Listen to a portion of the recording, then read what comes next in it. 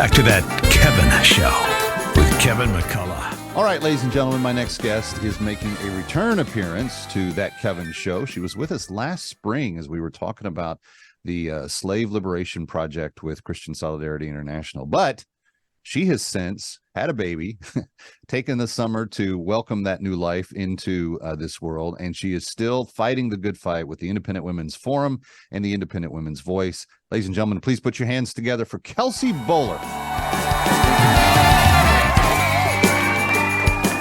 Hello, lady.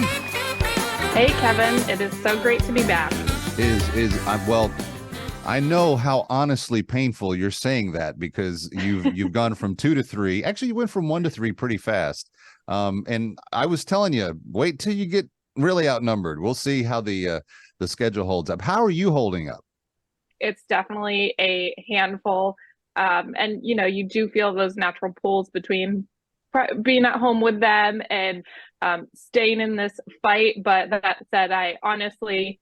it is good to see your face and hear your voice again. I always appreciate the opportunity to chat with you. On the topic of the debate, if that's what you could call it, this week that went down, it was, and I have very strong feelings about this, Kelsey. I think these debates are a waste of time. There seems to be almost nothing of substance that is being communicated and put out there in terms of the biggest challenges our country is facing, whether it be national security or domestic policy, and in this case, the issue of parents. So let me ask you, from the standpoint of what you've seen from the debates, particularly the one this week, where is the rest of the Republican field on trying to protect parents and bring back into some sort of accountability the state versus the parents when it comes to their children?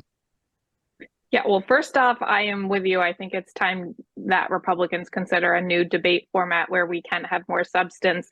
So much of the media has turned to new media platforms like your own, like podcasts, which you can have a much more, a debate filled with much more substance. So I think a lot of us would like to move in that direction. That said, we did fortunately get a question about gender ideology and the subversion of parental rights in the classroom, in the public school system, and even some private schools. It was good to hear most of Republicans, push back on that, take the right stance that parents deserve or to know what's going on in their children's classrooms. And of course, if there's anything regarding their child's mental health happening, they need to know. That's pretty basic. I think Doug Burgum could have been actually stronger on this. We know he didn't actually implement policies protecting parents in his own state. I do think he is weaker on that issue. To be honest, I don't think he has much of a shot at becoming president anyways, but he is a figure. He could become a cabinet member, and it's important for the entire Republican Party to understand the extent of what's happening in this space, because sometimes I ask myself, are we paying too much attention to these individuals who identify as transgender and detransitioners, which proportionately are a pretty small group of the American population? But what gender ideology ultimately is a subversion of truth. It is an attempt to sever the natural bonds between parents and children, and it is conditioning our children to ignore their natural instincts when, say, a male enters what is supposed to be a female space.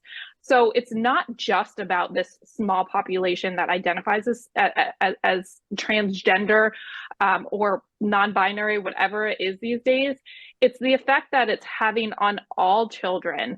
You don't have to have a biological male competing on a women's team to already be realizing the effects that this ideology is having on that team, when coaches are no longer allowed to refer to girls as girls and have to toe this politically correct line. It's really an all attempt to erase womanhood, and it has a serious effect on girlhood, on our young girls' development and in future. That's why I think that Republicans, by and large, deserve more than one question about this in a debate. I feel like it is not just an attack on parents. It's an attack on women, as you just pointed out, and it's an attack on the children of our nation, which do not belong to the state. They belong to their parents, that are responsible for them legally before the law, morally before God. They're interfering in areas, in ways that we've never allowed before.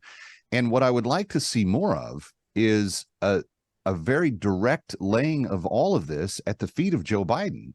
He came into office, and in one of his first moves, insisted upon that this gender ideology would be spread throughout the public school system, and he threatened tax dollars to districts that wouldn't go along with it. This has been something that was forced into the conversation by the other side as radically as it possibly could be. Absolutely. And that's why on the debate stage, we do need to see Republicans taking a strong stance against this. I certainly support federalism, which was a piece of the response that we heard in the debate this week. States do have a responsibility here to implement these policies when it comes the correct policies when it comes to education.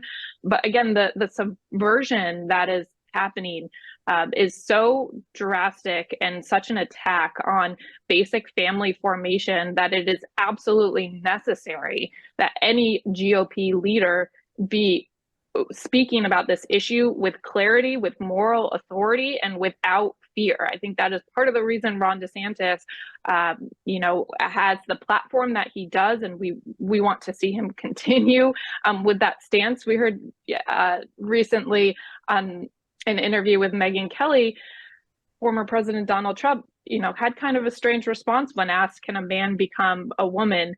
You shouldn't have to think about that answer. Of course, a man cannot become a woman, and vice versa. That said, I do think Trump as well has had good policies. He is on the right side of this. He perhaps just needs to work on his response a little bit. That's a vital point that you're making right there. And it's right. And the left, I just don't think has a deep love for children. I'm sorry. People convince me otherwise. I haven't seen it. Kelsey Bowler, it is so good to see you. Thank you for being back with us, and we'll talk to you again real soon. Thank you, Kevin. You got it. Kevin McCullough is continuing live from Times Square. And don't forget, in the spotlight, a lot of stuff about Travis and Taylor tonight. Ready or not, he'll be right back.